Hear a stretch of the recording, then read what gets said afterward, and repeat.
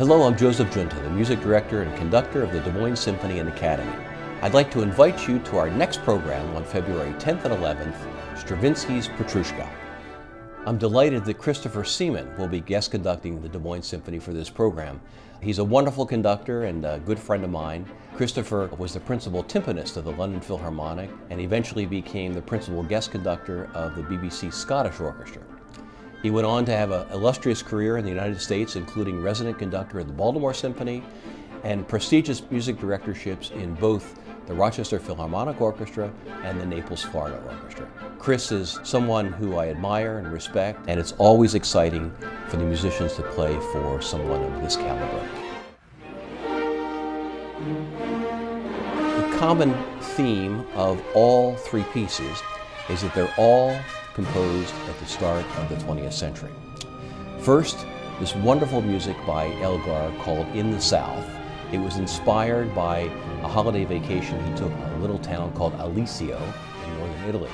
It's a beautiful resort town, and Elgar was so inspired by the people and the beauty it inspired him to write this piece. The work is full of gorgeous, lush harmonies and melodies. It's a really wonderful piece to open a program and paints a beautiful picture of Elgar's memories of this wonderful little Italian resort.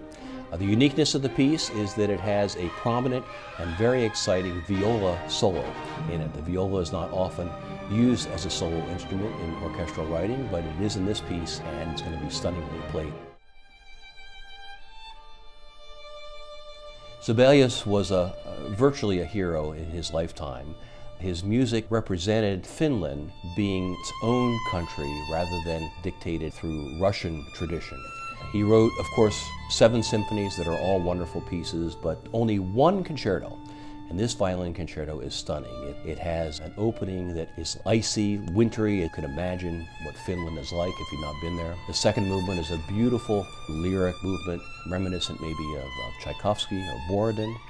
I've always imagined when I'm learning music of Sibelius that it's like a wonderful explorer walking through fields and mountains and never really sure what one is going to expect. That's what the music of Sibelius means to me, and I know that you'll really enjoy this piece, played by the renowned young artist Simone Porter, who was here with me in May of 2016 playing the Tchaikovsky Concerto. Simone came to my attention through a friend of mine in the Philadelphia Orchestra about 5 years ago. I went to hear her play and asked me, and I knew immediately after 5 minutes of listening to her that I wanted to book her. And I'm delighted that she'll be playing this piece. I don't think there'll be anybody that can play it better than Simone Porter. Stravinsky, for the most part, was one of the greatest ballet composers of all time. He and Tchaikovsky, I think, were the top 2. Stravinsky was a revolutionary, and there were 3 pieces in his career that defined that for him. The first was The Firebird, 1910. The second, Petrouchka, 1911. And the third was The Rite of Spring in 1913. These 3 pieces were commissioned by Diaghilev for the Ballet Russe, and they were premiered all in Paris. After The Rite of Spring, there was no question that Stravinsky brought music to a completely different level.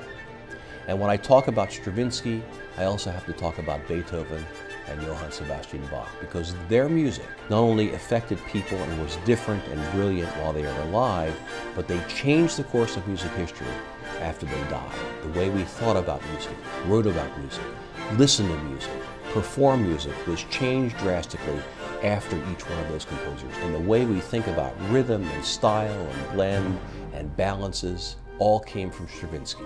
Petrouchka, of course, is a wonderful story about 3 puppets. You'll hear music that sounds like an outdoor fair, magician, a Russian dance. It's got great solos for solo trumpet and piano. It's really a brilliant piece of music, and I know that you're going to really enjoy it. So you've got to come on February 10th and 11th to the Civic Center of Greater Des Moines for Stravinsky's Petrouchka.